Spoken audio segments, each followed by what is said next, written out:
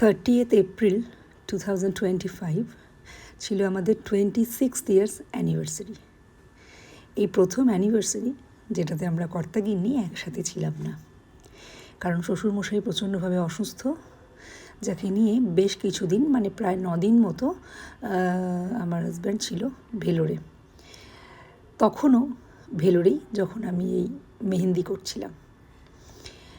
এবারে ভেবেছিলাম যে আমরা সেলিব্রেশন সেভাবে কিছুই করি না, কখনোই কিছু করি না, শুধু 25th একটু করেছিলাম ছোটো করে। কখনোই আমরা সেভাবে সেলিব্রেট করি না, আমরা নিজেদের মধ্যে নিজেদের মতো করেই আমরা একটু সেলিব্রেট করি। সেটুকুতেই আমার যা ইচ্ছে হয়, আমি সাজতে ভালোবাসি, মেহেন্দি পরতে ভালোবাসি, নতুন শাড়ি পরতে, সব কিছু করতে ভালোবাসি। তো ভালোবাসা জিনিসগুলো আমি করেই নিই। আর এবছর মনটা হচ্ছিল যে না, এবছরটা থাক, কিছু না। কিন্তু তখনই মনে পড়লো যে যখন থেকে বিয়ে হয়েছে, শ্বশুরবাড়িতে একটা কথা শুনতাম যে কোনো অনুষ্ঠান, যে কোনো জিনিস যদি একবার ছেড়ে দেওয়া হয় তাহলে আর করা যায় না। যেমন কিছু উদাহরণ হিসাবে ওরা বলতো রান্না পুজো, পিঠেপুলি উৎসব, সেসব নাকি একবার যদি ছেড়ে দেওয়া হয় আর নাকি সেগুলো কখনো করা যায় না। পিঠেপুলি উৎসব তবুও হয়তো না করলে, না খেলে চলে যাবে। রান্না পুজো শুধু শুধু খাটুনির কাজ, না করলে চলে যাবে। কিন্তু অ্যানিভার্সারি যদি আমি সেলিব্রেট না করি, বন্ধ যদি হয়ে যায়, তো তার থেকে খারাপ আর কিছু হবে না। তাই সেলিব্রেশনটা আমি রাখলাম। তো একটা ফুলের বুকেও নিয়ে এসেছিলাম হাজব্যান্ডের জন্য, কারণ জানলাম যে ও নাকি আসছে 29 রাত্রিবেলা। তো সেই আনন্দে একটা ফুলের বুকে, মান্যবার থেকে একটা পাঞ্জাবি, এগুলো নিয়ে এসেছিলাম। তারপরে সন্ধেবেলা সব কিছু পাল্টে গেল। বললো বাবার শরীরটা ভালো নেই, তাই ফেরাটা ক্যান্সেল। বললাম আচ্ছা ঠিক আছে, সব কিছুকেই অ্যাডজাস্ট করতে হবে। সারা জীবন, সারা বছর, সব সময় একরকম এক জিনিস যায় না।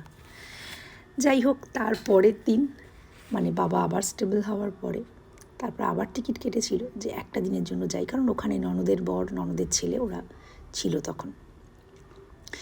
তো আসবেও, সেটাই আনন্দেই বেশ সাজটা যেন আমার নিজেরই জমে উঠেছিল। আর মেয়ে বলল, অ্যাকচুয়ালি ছেলে মেয়ে দুজনেই কেউই চায় না যে মা মন খারাপ করুক বা কিছু। মেয়ে বললো এসো, তোমাকে সুন্দর সুন্দর ভিডিও, ফটো এগুলো করে দিই। তো এই যেগুলো দেখছো, এগুলো সব আমার মেয়েরই আইডিয়া, মেয়েই করেছে। ও ঠিক যেভাবে বলছিল আমি সেভাবেই করছিলাম। তারপরে একটু বেরোলাম, কারণ পিস্তুত ননদের গৃহপ্রবেশের অনুষ্ঠানের নিমন্ত্রণ ছিল।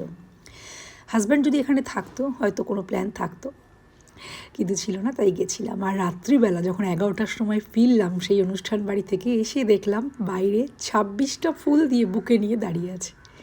এর থেকে আনন্দ বোধহয় আর কিছু হয় না।